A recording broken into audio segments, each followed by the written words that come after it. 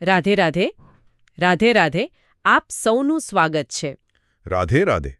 આજે આપણે એક એવા વિષય પર ઊંડા ઉતરવાના છીએ જે મને લાગે છે કે દરેકના જીવનને ક્યાંક ને ક્યાંક સ્પર્શે છે. બિલકુલ.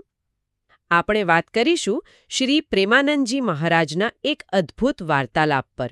હા, અને આ ચર્ચાનો આધાર છે ગુજરાતીTV.com પર સેવક માધવ જાસાપરા દ્વારા પ્રસ્તુત 15 ફેબ્રુઆરી 2026નો એક સત્સંગ. બરાબર. એમાં જે પ્રશ્નોત્તરી છે ને, એમાંથી મળતું જ્ઞાન આપણા રોજિંદા જીવનમાં પણ બહુ કામ આવી શકે છે. ચોક્કસ. ખાસ કરીને અહંકાર, સમર્પણ, કૃપા આ બધા બહુ ગહન વિષયો છે. તો ચાલો શરૂઆત કરીએ. પહેલો જ પ્રશ્ન આયુષજીનો છે અને મને લાગે છે કે આ પ્રશ્ન ઘણા લોકોના મનમાં હશે. તેઓ પૂછે છે કે ભક્તિ કરતા કરતા જ્યારે સાધકને એમ થવા માંડે કે વાહ, હું તો કંઈક બની ગયો છું, ત્યારે શું કરવું? આ અહંકારને કેવી રીતે ઓળખવો? આ પ્રશ્ન પોતે જ બહુ મહત્વનો છે. જેને પોતાના અહંકારની ચિંતા થાય ને, સમજો કે એ સાચા રસ્તે છે. સાચી વાત. હા, અને અહીં મહારાજજીનો જવાબ તો જુઓ, કેટલો સીધો અને સ્પષ્ટ છે. શું કહે છે તેઓ? તેઓ કહે છે, જેને એમ લાગ્યું કે તે કંઈક બની ગયો છે, તે હકીકતમાં કંઈ જ નથી બન્યું. વાહ, એક જ વાક્યમાં બધું આવી ગયું. બસ. ભક્તિનો માર્ગ કંઈક બનવાનો છે જ નહીં. એ તો શૂન્ય થવાનો, પોતાને ઓગાળી દેવાનો માર્ગ છે. અને પેલું ઊંટ અને પહાડનું ઉદાહરણ, એ તો બહુ જ સચોટ છે. હા, બરાબર. કે ઊંટ જ્યારે બકરીઓના ટોળામાં હોય ત્યારે એને લાગે કે મારાથી ઊંચું કોઈ નથી. પણ જેવો એ પહાડ પાસે આવે, એની બધી જ ઊંચાઈનું અભિમાન ઉતરી જાય.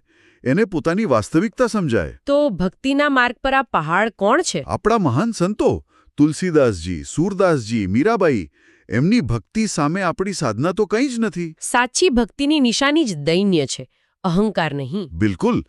ભાવ એ જ હોવો જોઈએ કે પ્રભુ, હું કંઈ જ નથી, જે કંઈ છે એ બધું તમારી કૃપા છે. પણ અહીં મને એક પ્રશ્ન થાય છે. હા. અહંકાર અને આત્મવિશ્વાસ એટલે કે સેલ્ફ એસ્ટીમ, હા. આ બંને વચ્ચેની ભેદરેખા શું? બહુ સારો પ્રશ્ન. જુઓ, આત્મવિશ્વાસ એટલે હું આ કરી શકું છું, અને અહંકાર એટલે માત્ર હું જ આ કરી શકું છું. અચ્છા. ભક્તિના સંદર્ભમાં આત્મવિશ્વાસ એટલે પ્રભુની કૃપાથી હું સાધના કરી શકીશ, અને અહંકાર એટલે જુઓ, હું કેટલી સારી સાધના કરું છું. બરાબર. સૂક્ષ્મ પણ બહુ મોટો તફાવત છે. ચોક્કસ. સારું, આ તો થઈ અહંકારની વાત. પણ પછી જે સમર્પણનો મુદ્દો આવ્યો ને, એ મને બહુ સ્પર્શી ગયો. હા, પેલી આરતીવાળી વાત. બસ એ જ. આપણે કેવા ભાવથી ગાઈએ છીએ, તન મન ધન સબ હે તેરા.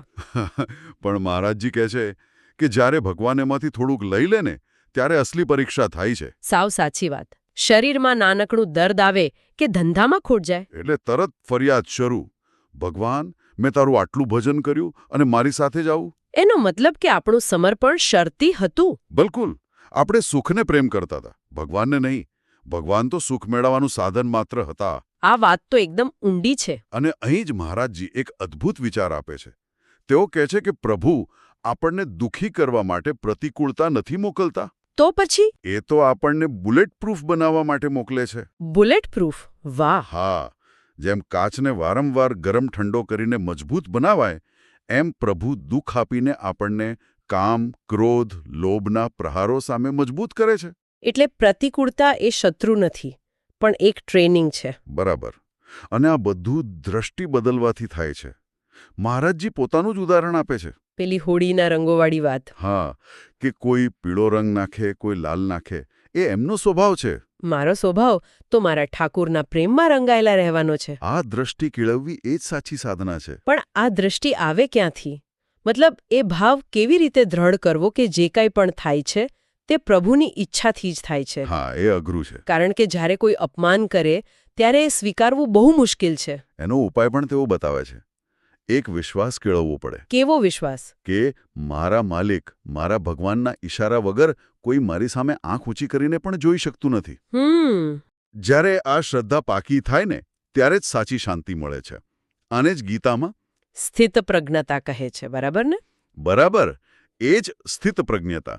પણ આ માત્ર આપણા પ્રયત્નોથી નથી થતું. એના માટે કૃપાની જરૂર પડે. હા. અને આ જ આપણને આપણા આગલા મુદ્દા પર લઈ જાય છે.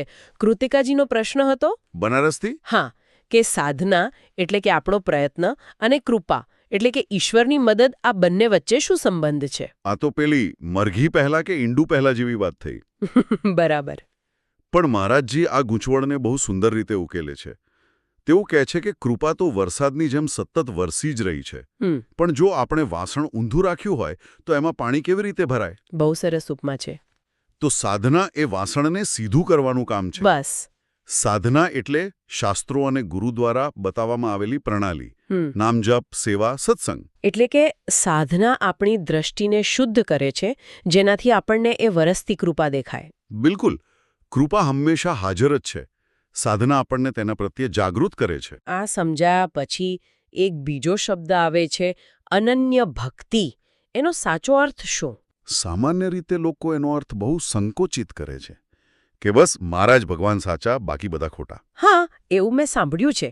પણ મહારાજજી કહે છે આ અનન્યતા નથી, આ તો તમારો રાગ દ્વેષ છે, તમારી અજ્ઞાનતા છે. તો પછી સાચી અનન્ય ભક્તિ શું છે?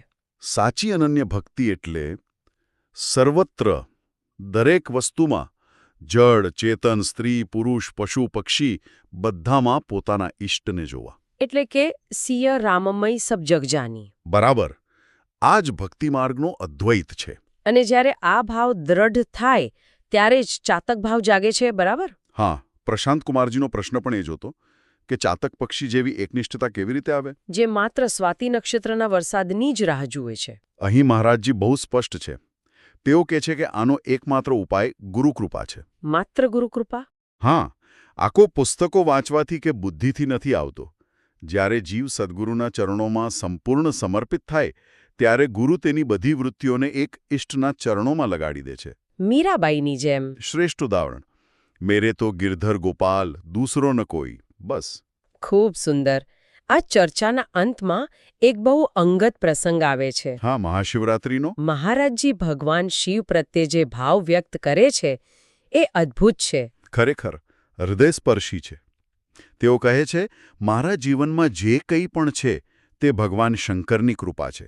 તેઓ કાશીના ઘાટ પરના દિવસો યાદ કરે છે. હા, ત્યારે એમના મનમાં નિરાકાર બ્રહ્મને સાકાર સ્વરૂપે જોવાની તીવ્ર ઈચ્છા જાગી હતી. અને પછી તેમને દર્શન થયા. એ અનુભવ કેવો હતો? તેઓ કહે છે કે બપોરે 12 વાગે ગંગા કિનારે તેમને ભગવાન શિવના અત્યંત તેજોમય સ્વરૂપના દર્શન થયા. એ કોઈ મૂર્તિ નહોતી, પણ પ્રકાશપુંજ જેવો સાક્ષાત્કાર. બરાબર. અને એ સ્વરૂપે કોઈ શબ્દો ન કહ્યા, માત્ર એક ઈશારો કર્યો. શું ઈશારો હતો? તેમણે માત્ર એક આંગળી ઊંચી કરી. જેનો અર્થ? એકમ બ્રહ્મ દ્વિતીયમ નાસ્તિ. એક જ બ્રહ્મ છે, બીજું કંઈ જ નથી. અદ્વૈતનો સાક્ષાત્કાર. હા, જ્ઞાન માર્ગનું પરમ સત્ય. મને એ વાત નવાઈની લાગે છે કે નિરાકાર બ્રહ્મનો અનુભવ કરાવનાર શિવજીએ જ તેમને સાકાર ભક્તિના માર્ગે વાળ્યા. આ જ તો રહસ્ય છે. મહારાજજી કહે છે કે શિવજીએ જ તેમનો હાથ પકડીને શ્રીજીના ચરણોમાં સોંપ્યો છે. પેલું દીકરીનું ઉદાહરણ. હા, કેટલું સુંદર ઉદાહરણ છે કે જેમ દીકરી સાસરે જાય પણ પિયરને નથી ભૂલતી. તેમ મારું સાસરું વૃંદાવન છે, પણ મારું પિયર કાશી છે, ભગવાન શિવ છે. આ બતાવે છે કે જ્ઞાન અને ભક્તિ વિરોધી નથી, પણ પૂરક છે. શિવજી આદિગુરુ છે. તેમણે પહેલાં તત્વજ્ઞાન કરાવ્યું અને પછી એ જ જ્ઞાનને પ્રેમમાં કેવી રીતે રૂપાંતરિત કરવું તે ભક્તિનો માર્ગ બતાવ્યો. તેમણે જ મારો હાથ પકડીને મને શ્રીજીના ચરણોમાં સોંપ્યો છે. આ વાક્યમાં કેટલી કૃતજ્ઞતા છે! બહુ જ. એ દર્શાવે છે કે પરમ જ્ઞાન અને પરમ પ્રેમ એક જ છે. તો આ સમગ્ર ચર્ચાનો સાર એ જ છે કે અહંકાર છોડી પ્રભુને સર્વસ્વ સમર્પિત થઈ. અને જીવનમાં આવતી મુશ્કેલીઓને પ્રભુની કૃપા સમજવી. અને આ બધું ગુરુ કૃપાથી જ શક્ય બને છે, જેનાથી અનન્ય ભક્તિ જાગે છે.